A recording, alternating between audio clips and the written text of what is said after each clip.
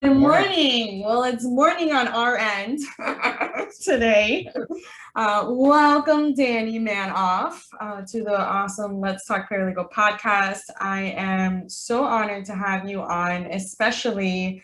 I'm very excited about what we're going to talk about and the topics coming from a professional, right? And actually picturing and forming this beautiful landscape that you have created in a different way, not the ordinary, typical way, which kind of really goes with the season 2 of Let's Talk Paralegal about thinking outside the box and really thinking about what else the paralegal role and legal professionals are capable of. So this is really the whole purpose of season 2. So I'm really excited to have you on to kind of add some value to that season. And I'm excited. So let's just get to it. So you are the owner of Intrepid Paralegal Solutions, correct? Can you tell us a little bit about, That's what correct. the And thank you company's again. about? Good. Absolutely. Intrepid Paralegal Solutions was a company that's been built by paralegals, for paralegals. We've been a virtual paralegal services company since our inception in 2016, providing a variety of services to the legal community and the pro se community. It's just a company that's there to help people have equal, fair, and affordable access to justice. I love it. I love it. I love it. I love it. And it was what I love how you said it before the recording. It was made by paralegals for paralegals. Is that the did I get that right? Yeah, very, very right. I mean, exactly. The idea, I'm a paralegal. My sleeves get rolled up every day, just like our people. The management team, all legal people, and we understand what a paralegal has to do in a day, just how crazy it can be. Our objective is to provide an environment that gives the most advantageous opportunity, both in tools and in work product, and how that work product is managed so that paralegals can concentrate on their strengths. So when I say it's built by and for paralegals, everyone that's associated with our firm will laugh when they hear this, but I say, here's my cell phone number. Please call me when you have an idea or suggestion. Our best ideas come from our people. They don't come from management. They come from paralegals that say, hey, we should do this. It would work better, or try that software I was exposed to, or I heard about this. And we're always listening so that we can sharpen how we approach the market, and ultimately, of course, the service we provide to our clients. No, and I think that's how every company should work, right? Regardless of the dynamic of the company, the employees really, or contractors in this case, really bring value to the company. And sometimes that's either underestimated or just not seen at all, or not even, entertained in any factor.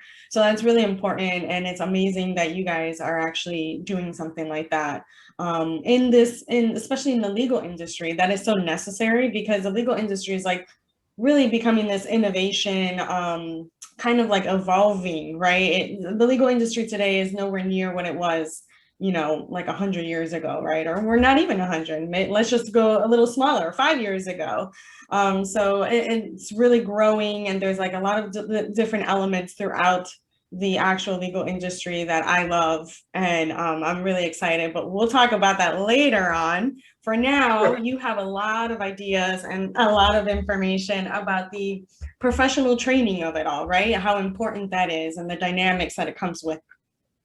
Yes, and I think just for a moment to touch on the changes that have taken place in our industry. I mean, since the 70s, when the paralegal really came on the scene to where we are today, and with COVID and the changes in the virtual space, I mean, the paralegal really needs to concentrate on applicable skill sets in the marketplace, whether they're practicing within a law practice or virtually. Our people are regularly telling us about things they'd like to learn about, whether that is, e-discovery, learning about certain tasks. Like, it's always interesting when a paralegal comes and says, well, I do family law. I say, great, I'll remember to give you some contracts. And they're like, what? I just said family law. And I'm like, well, you need to broaden what it is you do. If a paralegal gets ingrained in one area and isn't skilled or at least aware in other areas, they're really harming themselves and their career potential. So we train to various skill sets, not only, and I'm really happy to say this, but young paralegals. Our company just entered into a very significant national initiative where we're going to be training about to graduate paralegals in an on-the-job training program. And I was amazed when I started to talk to my colleagues. I didn't have the benefit of a mentoring program. So I'm talking to my colleagues who said, what are you talking about? They just throw paralegals into it and say, go for it. That's right. And my reaction to that was, would you do that with a police officer? Hey, here's a gun, just go do it. Or, a teacher, those kids are really friendly. Don't worry about it. Just go and eat them alive, right? So a lot of paralegals said to me, hey, Dan, that's crazy. I was like being hazed. I got thrown into this environment and said, hey, go for it. And what are you talking about? If you want to leverage somebody for their potential, you give them a fighting chance by having them mentor with a senior paralegal who's been there, done that, knows what's going on. And we are doing that program. We are in the midst of that right now. We're exceptionally excited about that. So oh my God, and it's so needed. It's so needed. And I hear, and not only just for paralegals, it's needed for attorneys as well, because I think the attorney is what runs the environment, right? It's what sets the tone of the entire legal industry, because after all, if we don't have attorneys, we will not be able to practice law in any way, shape, or form. You have to have a licensed practitioner. Obviously, those things are changing as well, and the paralegal roles are now being provided with limited licensing in certain states, and you have to go through a couple of testings and approvals. But at the end of the day, the paralegal now is having the opportunity to get a limited licensing. So yeah, with it'll be changing as well, and we're not sure where the future will take the attorney role. But at the end of the day, we still need doctors, we still need attorneys. Like, that's never going to change. And again, it's just like a limited, right? So the paralegal is not going to be able to do everything that an attorney can do. But I think I know, as far as my colleagues go, the attorneys are always asking for it too. Like, they go to law school, but there's no internship. Like, doctors have a whole, what is it, residency, right? They have all these years of residency before they actually go to these hospitals and medical practices and things like that to actually practice medicine. But attorneys don't have that. They don't have any internships unless they seek them. And so the same thing with the paralegals, and like you said, that's very dangerous. At the end of the day, we're dealing with people's lives here. We're dealing with their legal matters, and that's really dangerous. So I'm actually really excited when you told me that. I'm a nerd when it comes to that, and me, I'm a big advocate about education. I teach in paralegal studies, so so I'm all for educating. That's literally the Let's Talk Paralegal brand. That's literally our goal, is to educate the future and change the legal industry from the inside out. That's literally our slogan. So when you told me that, I was like, oh my God, like, this is really exciting. I love it. Yeah, we are very excited about what it's all about. We're in a pilot program right now. It's a proof of concept where we're taking every one of the students, and we are enterprise partners with Clio. We're getting them fully versed on the program known as Clio Manage and Grow. We are training them on etiquette and conduct in the workspace, and they're working in a law office or working virtually and supporting a law office environment. Practical skill sets that we're applying a system of measurement to, so that it's demonstrative in their progress and also in their understanding of where they were and where they are and how to apply those skills. Nothing has any real value unless it can be, in my opinion, and this is my nerd coming out, unless it can be measured, okay? Mm-hmm. And at the same time, we've provided proprietary tools to them so that they have a way to understand how to approach the work. And I think what happens a lot of times to paralegals is they get hit with a lot of stuff, okay? Whether it is software program, request from the attorney, not enough time, who knows? It's always coming from every direction. I mean, the chaos that a good paralegal can manage and make it look like it's nothing is truly astounding. And I just have to say that the most brilliant people I've encountered have been paralegals. And I've worked professionally for a long time in another field. Nobody I ever met in that field comes close to the brilliance and the ingenuity of a good paralegal. I have profound respect for paralegals, and I think that's something in the legal industry that needs to be developed further. And that's all I'm going to say about it, to be politically correct, right? The bottom line is a paralegal deserves respect for work they do. that's critical in the overall. The humor in our firm is we call ourselves the mechanics of the law. And it's really true if you think about it. A paralegal is the one that builds what it is that's going on based on the request of either the client, the attorney, whoever, and then renders that in a finished product that's usable. And there's mad respect for that. And that's a skill set that's getting more and more in demand. Just to kind of throw it out there, I hope everybody listening to this understands you're in one of the hottest industries there is. By 2029, the Labor Department says it's going to grow more than 15%, and it's an easy entry field as long as you're willing to set yourself apart as an educated professional. Doesn't take a lot, and if you like it, which we're passionate paralegals is what we say, then be passionate, and it'll show, and the people that want to work with you will work with you. Yeah. Absolutely. I mean, it could also be strenuous and stressful. And I actually have a guest on this season that's going to talk about the mental health aspect of the legal industry and the strain that it can have and how to balance that, right? Because at the end of the day, we're human and we have other responsibilities outside, but this is a very demanding field. So how to balance that and everything else can take a mental strain on you as well. And I'm very excited about having her on as well later on in the season. But now that we've talked about training and we've talked about Intrepid and everything that they're doing, which is amazing, let's talk about future, right? Because we hit upon it a little bit about the limited licensing and what the future holds for the paralegal role. But I mean, you have a really great segue, right? You have a really great tunnel vision as far as what that future can really look like. Because right now you're already there. You know, you're going up, and you're ready to launch. So tell us a little bit about that, because in your perspective, I'm very interested to see what it looks like. Well, that's a great question. I think I'm going to start with just something in our home office area, which is the Maryland, DC, Virginia area, and what we're seeing in the court systems there. I think a big part of the future as we try to address availability of legal services, that's really what it comes down to. The states and the counties are challenged by making legal services available to a broader section of our population in an affordable way. And, you know, the reality is a lot of folks can't afford legal services. So the future, I believe, would start with something like this. Montgomery County, Maryland, and other counties in Maryland are mandating mediation. Okay, so we have a mediation unit. We have a certified mediator that runs our national virtual paralegal solutions division and mediation now. So mediation is part of the future where a paralegal can be a mediator and provide those services. Not only are they a respectable paying service, but it's also an incredibly valuable service to those in the system to avoid excess cost and legal cost. And of course, the dissension that goes along with litigation that may be able to be avoided. I'm a huge supporter of mediation. So I think that's part of the future. The second part of the future is just the incredible development of the virtual space. I mean, anyone who doesn't believe that virtual is going to be the means by which services are rendered is really missing it. We kind of get a little chuckle, not to be self-consumed, when folks say, yeah, virtual. We're kind of like, yeah, we've been at that party. Where have you been? So the virtual space is going to mature. The tools are going to become much more powerful and much more viable for everyone to use. The communication and collaboration within that space is going to become much more effective.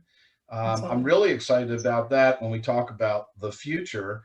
And then I think the future for paralegals is really bright because we're going to become more credentialized in the process. We're going to become more, I would say, sought for solutions, both by the supervisory attorneys, both by the pro se marketplace. I think we're going to be sought out as a conduit to solve problems more than we are now. So it's a bright future. It's a future that has a lot of technology. It's a future that, once again, right back to training. You've got to train or you're not going to be a person who can capitalize on it the way that you deserve to as an astounding paralegal. And listen, the balance is there because we have to remember that we are human and we help humans, and that's what it is. It's interesting that you talk about that because literally I'm in the middle of writing the Let's Talk Paralegal book, and hopefully by next month we'll be done. No promises. But because I have a lot of ideas and my editors are like I'm driving them nuts, but whatever. They're probably like, oh, I think I bit off more than I could chew. And so we're in the middle of that, and we talk about, the future, but we talk about the future in a way where it's immediate, right? Like it's not going to take a decade. It's not going to take 20 or 30 years.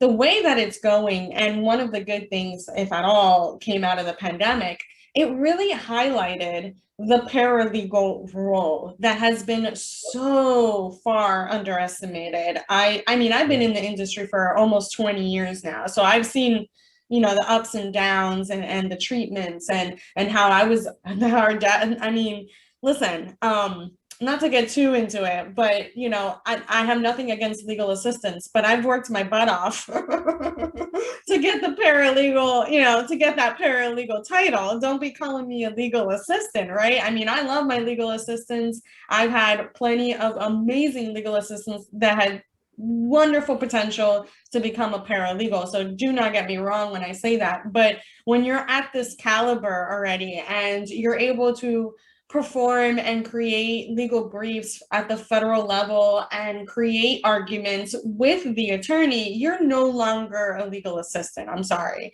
You are at the paralegal caliber when you can actually interpret legal research and actually create these briefs and really be at the statute of an attorney and be at their level. Like right then and there, you can honestly say, I'm a paralegal. And that's why I'm a big advocate in educating yourself, in getting those certifications, in getting those degrees under your belt, in training outside the classroom, because the classroom is only going to teach you so much, which is why I love your mentorship program, because it is so needed. Like they have no idea what they're getting themselves into, and they literally get thrown to the wolves, and it's a sink or swim situation. And we lose a lot of good candidates because of that, because of they're just not prepared. And unfortunate, I've seen a wonderful legal assistants and potential paralegals leave because of that, because they're like, this is not what I signed up for. This is not what was told to me in the classroom. So although education is great, and of course, hello, I am the advocate of education, I believe mentorships are also as important as providing those certifications and providing that degree, if you will. And it's important to say that you don't need either of those, but in order to make it and to be where you want to be and to succeed at being a paralegal, it sometimes is necessary. So, well, I think you make a really good point about a couple of things. When you're working directly with an attorney and you're at that level of skill set where you're developing a memorandum of law, you're doing the research, whatever it is, right. I think that's a reflection of the investment that you've made in your training when you're at that point. And what folks need to remember, mentorship, yes, we need mentorship. There's so much learning there. And then the additional learning, like I got a designation to be a certified legal investigator. Why? Well, first of all, I found that many times attorneys I was talking with wanted me to do that work. They were saying, can you find out about these things? Well, that's a different training.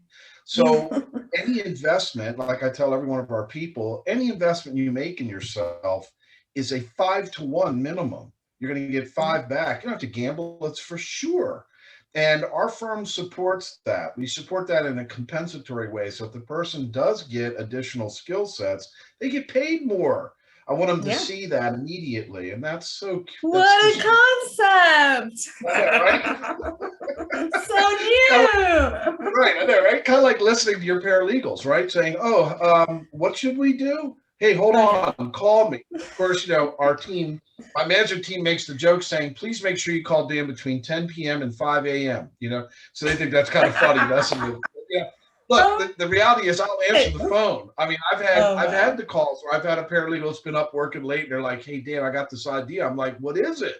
And I'm out documenting it right away because, listen, those are gems. The people that are in the trenches doing the job, they know.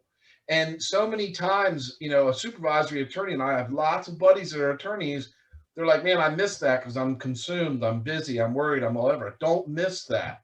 Your paralegal is really your eyes and ears. Absolutely. And take really into consideration another aspect of the paralegal role that a lot of people don't understand. is that you are the customer service. So you are that go-to person. You are the connection between the client and the attorney. That is literally your role, and why the paralegal role was created, was to be the customer service of the law firm. Of course, we have our receptionist. If it's a bigger firm, you'll have a receptionist and you'll have a legal assistant. There are what they call the gatekeepers. But you are the one that provides that good review, the further referrals, the more clients. That paralegal is the customer service. You determine the trajectory of the rest of the case. And it's really let me add important. something to that. That's an awesome point you just made. So I'm going to do a little plug. Can everybody? What's that? Oh, okay. The Client-Centered Law Firm by Jack Newton. Hey, wait a minute. So we train on this. What's important? Let's think about what happens when a paralegal touches base with a client. Is it a happy day? Are people having a good time? Or are they usually in touch because there's a problem? Exactly. And the big deal about that, and I train to this with our people all the time, is just empathy. Hey, listen, I know how upsetting this is, and we're here to help you, and we want to help. Absolutely. And what I really need your help doing is communication. Please talk to me about what you don't understand. Please share with me what you're concerned about. Please don't think if you say something about it, that anybody's going to think anything. I want to know what you think. And so does counsel. And that conduit and that training translates into an incredible difference in the practice, an incredible difference in the level of satisfaction that the client has, and also not feeling estranged from the process, because the layperson feels threatened by the law, and we shouldn't have them feel that way. A big part of why we say we're passionate paralegals is that we want people, passionate paralegals with a purpose, thank you everybody, is that we want folks to know that they don't need to feel estranged by the law.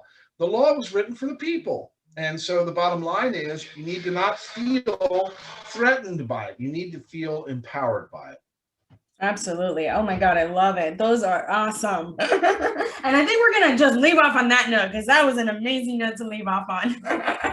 Well, thank you, Danny. I really appreciate your time and your hard efforts, man. I mean, this is amazing what you and your company have been able to accomplish within the legal industry. And I know that the listeners are definitely going to benefit out of everything. And guys, just a quick reminder, all their links are going to be on our descriptions, both on YouTube and the podcast. So make sure that you go ahead and check them out.